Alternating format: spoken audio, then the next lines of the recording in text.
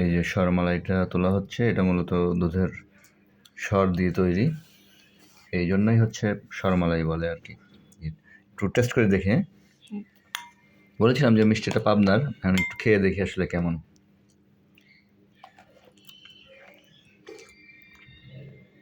মজা, খুবই মজা।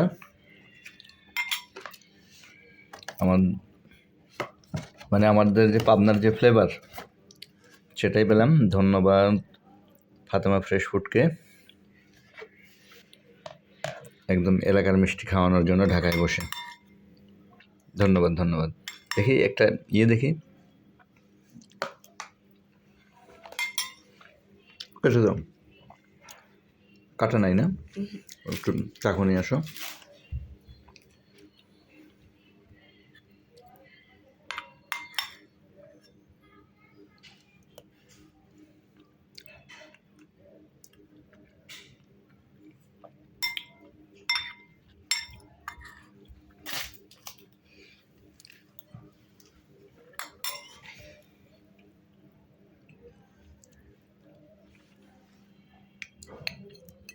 এই যে হয়ে গেল কাটাভোগ।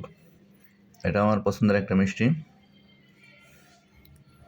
এর পাশটা ভেতরটা চমচমের মতো, আর এই প্রলেপটা ছানার।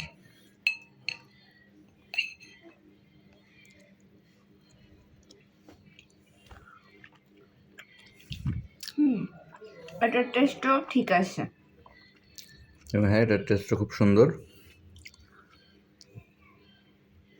তো ফাতেমা ফ্রেশ ফুডকে আবার ধন্যবাদ আমাদেরকে ঢাকায় বসে এলাকার মিষ্টির স্বাদ দেওয়ার জন্য।